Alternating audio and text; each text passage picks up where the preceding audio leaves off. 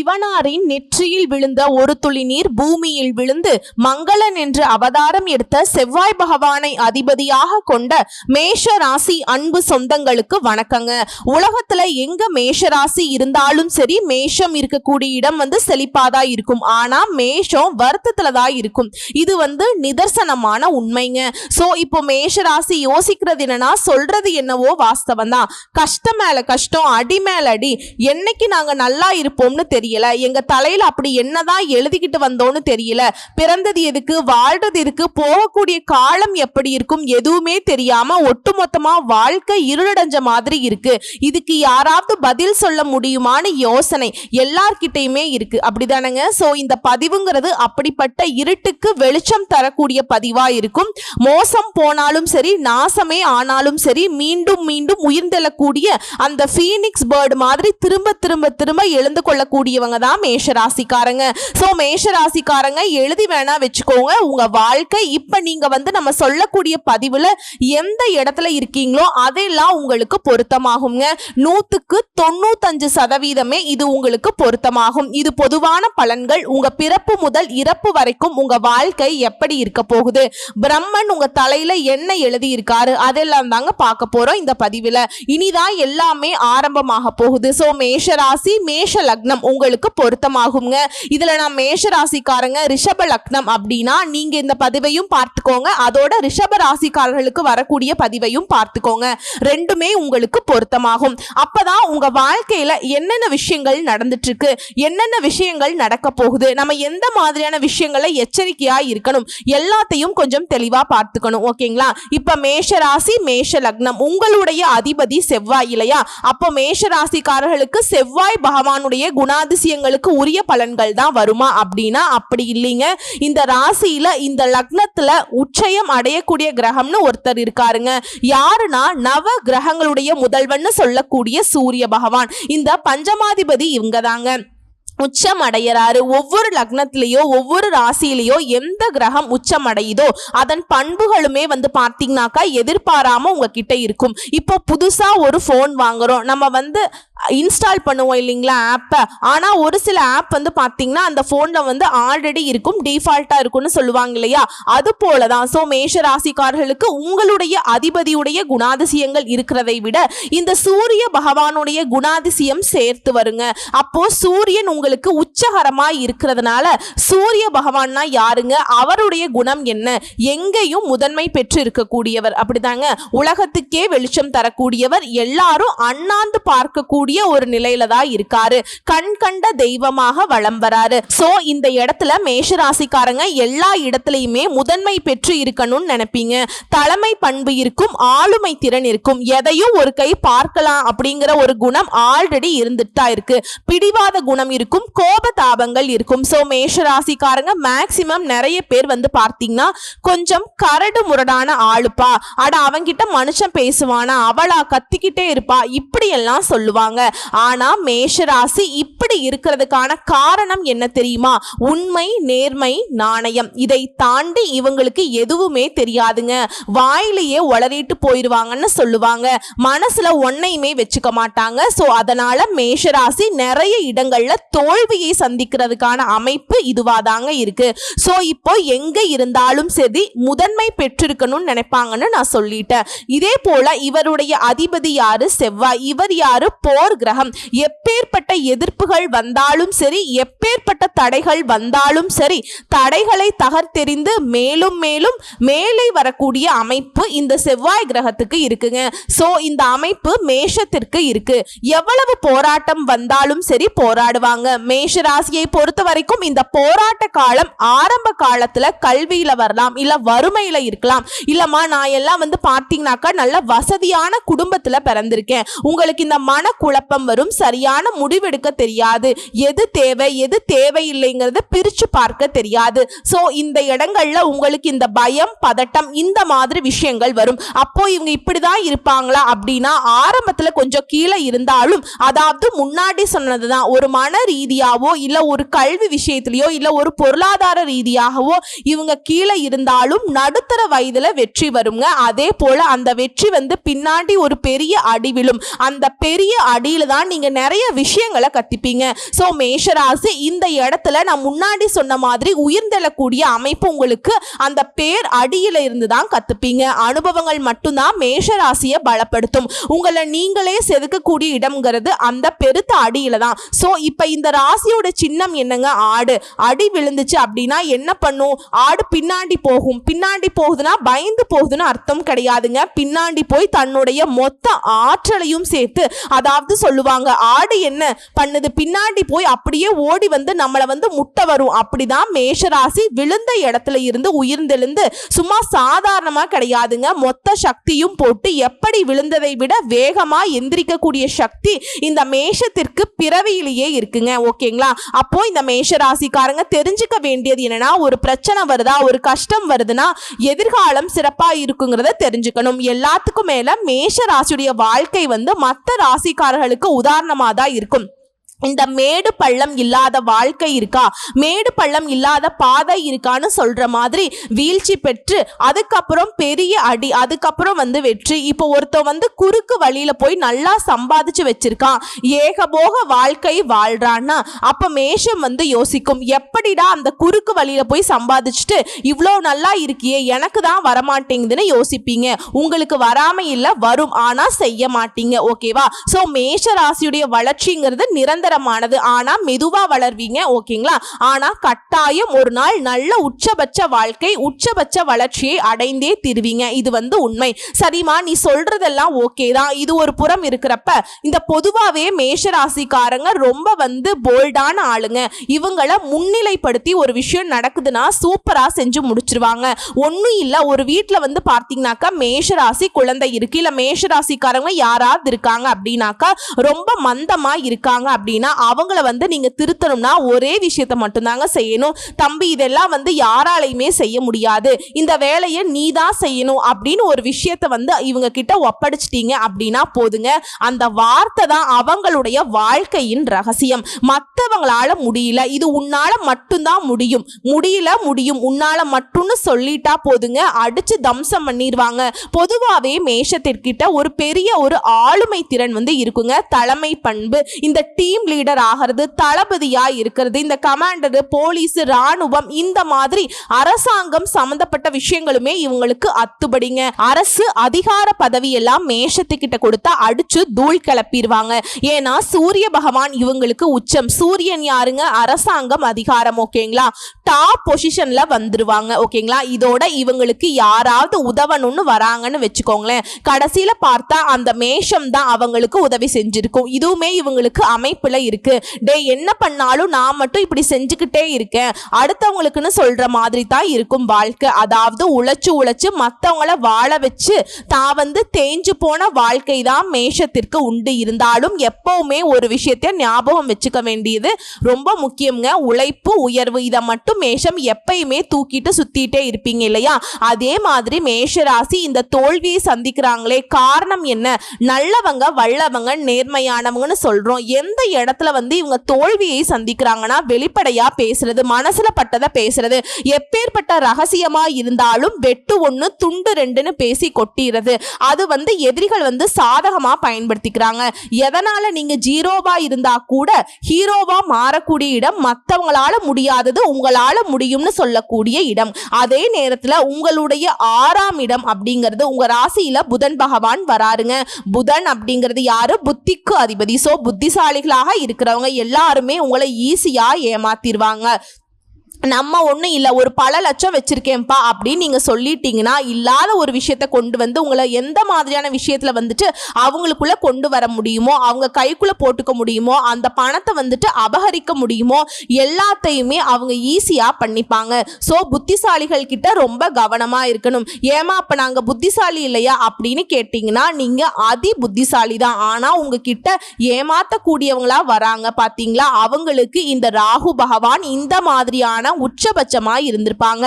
புதனுடைய ஆதிக்கம் அதிகமா இருக்கும். ஏமாத்துறதுக்காகவே வராங்க அப்படிங்கிற மாதிரி இருக்குங்க. ஏமாத்துறதுக்குன்னே ஏண்டா அளவெடுத்து வர மாதிரி வரீங்க அப்படின்னு சொல்ற மாதிரி ஒரு சில ஆட்கள் வருவாங்க. இந்த இடங்கள்ல மேஷம் ரொம்ப கவனமா இருக்கணும். சொல்ல போனா ஒரு விஷயத்தை மட்டும் கன்ஃபார்மா சொல்ல முடியுங்க. என்னன்னா யாரையும் ஈஸியா நம்பிடாதீங்க. பண விஷயத்துல, தொழில் விஷயத்துல, சரிங்களா? அதே மாதிரி மேஷ ராசியும் சரி, மேஷ லக்னமும் சரி, எப்பவுமே யார்கிட்டயுமே உதவின்னு போய் நின்னது கிடையாது. ரொம்ப கரெக்டான ஆளுங்க நீங்க. அதே போல எல்லாரையுமே ஈர்க்கக்கூடிய குணம் கொண்டவங்க.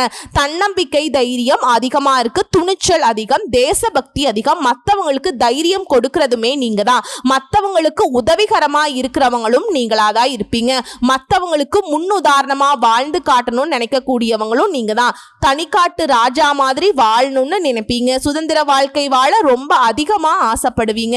அதே மாதிரி வேலையில கூட சரி, ஒருத்தர் கீழே வேலை பார்க்கறது உங்களுக்கு பிடிக்காதுங்க. என்னதான் அவங்க அரசாங்க உத்தியோகத்திலேயே இருந்தாலும் சரி, சொந்தமா தொழில் செய்யணுங்கிற ஆசை அவங்களுக்கு உள்ளுக்குள்ள இருந்துகிட்டே தான் இருக்கும். அதற்கான நேரம் காலத்தை தான் எதிர்பார்த்துட்டே இருப்பாங்க. சோ மேஷ ராசி, மேஷ லக்னத்திற்கு இந்த மாதிரி அமைப்பு இருக்கக்கூடிய இடத்துல இவங்க அமைதியாவே இருக்க மாட்டாங்க. துருன்னு இருப்பாங்க. சோ மேஷ ராசி, மேஷ லக்னத்திற்கு ரிஸ்க் எடுக்கிறதெல்லாம் ரஸ்க் சாப்பிடுற மாதிரின்னு சொல்லக்கூடியவங்க. மற்றவங்களுடைய உழைப்பை பார்த்து அஞ்சக்கூடிய இடத்துல இந்த மேஷராசி, மேஷ லக்னம் தனிப்பட்ட பிரியத்தோடு போய் உழைப்பீங்க. கடினமாக உழைக்கக்கூடியவங்க. இந்த ஸ்போர்ட்ஸ்ல எல்லாம் அடிச்சு தம்சம் பண்ணுவாங்க. ஓகேங்களா? விளையாட்டு துறையில எல்லாம் இவங்களுக்கு ரொம்ப பிடிச்சமான துறை. சாதாரணமான விஷயம் எல்லாம் இவங்களுக்கு பிடிக்காதுங்க.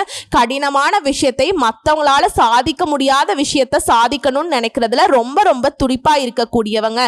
இதோட இந்த போலீஸ், ராணுவம், இது மட்டும் இல்லாம டாக்டர்ஸ் நிறைய பேர் இந்த மேஷ ராசியில இருப்பீங்க. ஏன்னா ஆத்ம காரகன் யாரு? சூரிய பகவான். இவர் உங்க ராசியில உச்சம். இதனாலேயே அதாவது ஆத்ம உடம்பை தொடக்கூடிய, உடம்பை சீர் செய்யக்கூடிய அப்படிங்கிற ஒரு தகுதியிலாம் இருக்கவங்க யார் அப்படின்னு பார்த்தீங்கன்னா நீங்களாதான் இருப்பீங்க. இது டாக்டர் மட்டும் இல்லைங்க. நீங்க ஒரு இடத்துல இருக்கீங்க, ஒருத்தர்கிட்ட கஷ்ட காலத்துல பேசுறீங்கன்னா கூட உங்களுடைய பேச்சு அவங்களுக்கு ஒரு மருந்தா கூட வேலை பார்க்குங்க. நீங்க கூட இருந்தா போதும், அவங்களுக்கு ஒரு தன்னம்பிக்கை, தைரியமா இருக்குங்க. ஸோ இப்படிப்பட்டவங்களுக்கு மேஷ ராசி, மேஷம் ஒரு இடத்துல போய் நிக்குதுன்னா அப்படியே கெத்தா இருக்கும். ஒட்டுமொத்தமா ஒரு ஆளுமை பண்போட ஒரு இடத்தை அப்படியே டேக் ஓவர் பண்ணிடுவாங்க. இந்த தலைவர் அப்படிங்கிற பொறுப்புக்கு சொந்தக்காரங்க இந்த மேஷ ராசிக்காரங்க. ஆனா பாக்குறது கொஞ்சம் ரக்கடா இருப்பாங்க. ஆனா ரொம்ப உள்ளுக்குள்ள பார்த்தீங்கன்னா இந்த பலாப்பழ சொல்ல மாதிரி ரொம்ப இனிமையானவங்க. உதவக்கூடிய மனப்பான்மை கொண்டவங்க. வெளிப்படையா பேசுற மட்டும் இவங்க கொஞ்சம் குறைச்சுக்கிட்டா சிறப்பா இருக்குங்க. இதுல இவங்களுக்கு திருமண வாழ்க்கை அப்படிங்கிறது எப்படி இருக்கும்னா 2ஆம் இடம், 7ஆம் இடம், இது சுக்கிரனுங்க. இவங்களை பொறுத்த வரைக்கும் மென்மையான வாழ்க்கை தான் அமையும். ஆனா இவங்களுக்கு குடும்பாதிபதி சுக்கிரன் களத்திரக்காரனாக மாறி காலபுருஷனுக்கு 6ஆம் இடத்துல நீச்சம், 12ஆம் இடத்துல விரயம். இதனால திருமண வாழ்க்கையை பொறுத்த வரைக்கும் இவங்க விட்டு கொடுத்து தான் போகணும். ஏதாவது ஒரு விஷயத்தை விரயம் பண்ணும். அதாவது ஏதாவது முன்னாடி கடைபிடிச்சிருப்பாங்க, திருமணத்துக்கு அப்புறம் விட்டு கொடுக்கிறது, அதை முற்றிலும் தவிர்க்கிறது. இந்த மாதிரி விஷயங்கள்ல தான் வாழ்க்கையே ஓடுங்க. இதுதான் காலபுருஷ சக்கரத்துடைய அமைப்பு. இவங்களை பொறுத்த வரைக்கும் நிறைய பேர் 3ஆம் வீட்டுக்கு அதிபதி, 6ஆம் வீட்டுக்கு அதிபதியா வர்றதுனால உடன் பிறப்புகள் கிட்ட ஏமாறதுக்கான வாய்ப்பு இருக்கு. உடன்பிறப்புகள் எல்லாம் ஈஸியா உங்களை ஏமாத்தக்கூடிய அமைப்பு இருக்குன்னு சொல்றேன். உடனே எப்படிங்க அப்படியெல்லாம் நடக்குமா? கூட பிறந்தவங்க போய் ஏமாத்துவாங்களான்னு கேட்டீங்கன்னா அது அப்படி கிடையாது. பண விஷயத்துல, சொத்து விஷயம், ஏதாவது ஒரு வகையில எல்லாருக்கும் நான் சொல்ல கிடையாது, ஒரு சிலருக்கு. இதை தாண்டி ஒரு சிலருக்கு பார்த்தோம்னா இந்த உடன்பிறப்புகள் கடன் வாங்கி வச்சிருப்பாங்க. அந்த கடனை நீங்க ஏத்துக்கிட்டு கட்டுற மாதிரி ஒரு சூழல் இருக்குங்க. ஏன்னா இந்த 6ஆம் இடம் அப்படிங்கிறது ரண ருணம் சத்ரு. ஓகேங்களா? இந்த 6ஆம் இடம்ங்கிறது புதனை குறிக்கக்கூடிய இடம். பொதுவாகவே இந்த புத்திக்கு அதிபதியான புதன் பகவானுடைய இடம்ங்கிறதுனால நிறைய விஷயம், அதாவது ரொம்ப கவனமா இருக்கக்கூடிய இடத்துல ஈஸியா ஏமாந்துருவீங்க. இதுதான் இதனுடைய விஷயம்ங்க. கடன் விஷயத்துல பேரழிவு வரும். இந்த கடன் அப்படிங்கிற விஷயத்துல தான் மேஷராசி பெரும்பாலான கஷ்டங்களை அனுபவிச்சிருப்பீங்க. இதுல டெக்னாலஜி விஷயங்கள்ல ஈஸியா ஏமாந்துருவீங்க. நமக்கு பெருசா டெக்னாலஜி விஷயம் தெரியாது. அப்ப அது சம்பந்தப்பட்ட மாதிரி யார்கிட்ட உதவிக்க போறோம் அப்படின்னா அவங்க அதை காரணம் காட்டி நிறைய நம்ம கிட்ட ஏமாத்திடுவாங்க. இப்படி ஏமாந்துருப்பீங்க. ஏமாறதுக்கு வாய்ப்பு இருக்கு, உஷாரா இருந்துக்கோங்க.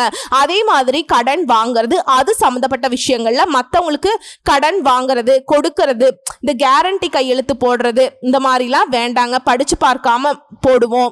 ஏன்னா இப்ப இருக்கக்கூடிய பக்கமா பல இடங்கள்ல கையெழுத்து போட வேண்டி இருக்கும். நம்ம எல்லாம் படிச்சு பார்த்துட்டு உட்கார்ந்துட்டு இருக்க முடியுமா? சரி இப்ப போடுறேன் அப்படிங்கிற மாதிரி போட்டுட்டு வர்றது, ஈஸியா அடுத்தவங்களை நம்பி ஏமாறுறது இந்த மேஷம் தாங்க.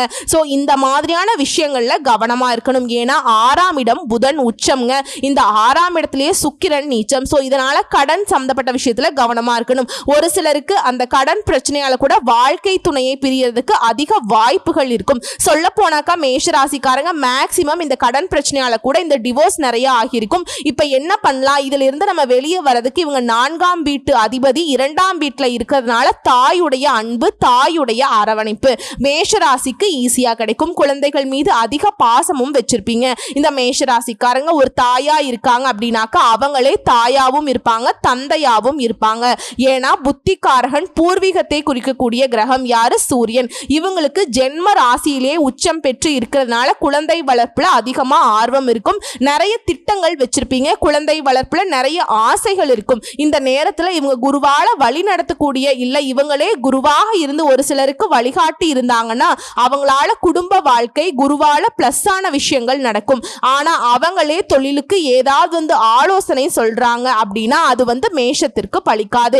ஏன்னா தொழில் ஸ்தானத்துல நீச்சம்ங்க. குருவை பொறுத்த வரைக்கும் 10ஆம் இடத்துல குரு நீச்சமாகிறதுனால தொழில் ஸ்தானத்தை பொறுத்த வரைக்கும் யாருடைய அறிவுரையுமே இவங்களுக்கு செல்லுபடி ஆகாது. ஓகேங்களா?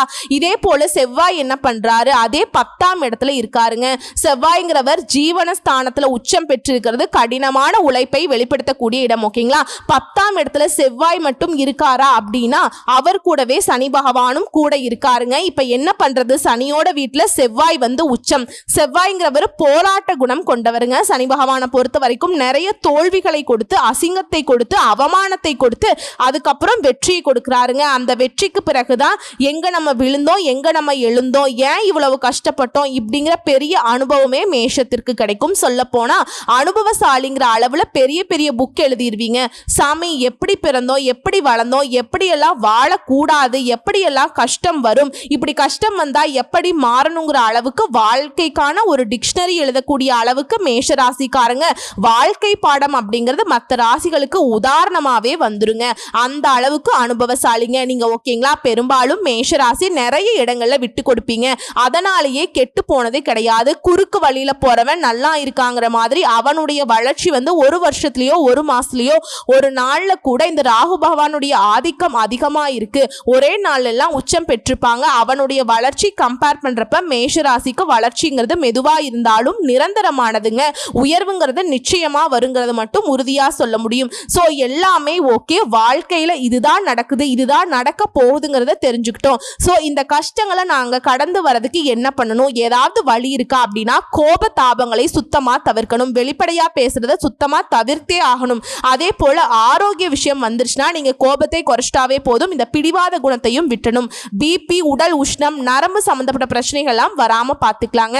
இதோட மேஷராசிக்காரங்களுக்கு ஒரு கேள்வி இருக்கும், சாமி நான் எப்பதான் நல்லா இருப்பேன் அப்படின்னா 27 வயது டு 36 வயது வரை அந்த இடைப்பட்ட வயதுல கண்டிப்பா நிம்மதியான வாழ்க்கைங்கிறது அமையுங்க. இந்த வெற்றி கிடைக்கும்னு சொன்னேன் இல்லையா, அது இந்த நேரத்துல தான். இதோட மேஷராசி செய்யக்கூடாத விஷயம் என்ன தெரியுங்களா, சும்மா வீட்டில் எது நடந்தாலும் சரி தலையிடுறது, கோபப்படுறது, டென்ஷன் ஆகிறது இதெல்லாம் சுத்தமா தவிர்க்கணும். ஏன்னா கேள்வி கேட்கறது, ஆராய்ச்சி பண்றது இதெல்லாம் தவிர்த்தே ஆகணும். கண்டும் காணாம விட்டுருங்க. சில விஷயங்களை பார்த்தீங்கன்னாக்கா ரொம்ப நோண்ட ஆரம்பிச்சிங்க அப்படின்னா அது குடும்பத்துடைய வாழ்க்கை, குடும்பத்துடைய நிம்மதியை கெடுத்துடும். அதெல்லாம் விட்டுறணும். ஓகேங்களா? இதுல மேஷராசி பெண்களை பொறுத்த வரைக்கும் படன்னு பேசுவீங்க. யாரு என்னன்னு தெரியாது. ஒரு இடத்துல இவங்க இருந்தாங்கனாக்கா எல்லார்ட்டையுமே பேசி பழகக்கூடியவங்க இந்த மேஷராசி பெண்களை பொறுத்த வரைக்கும்.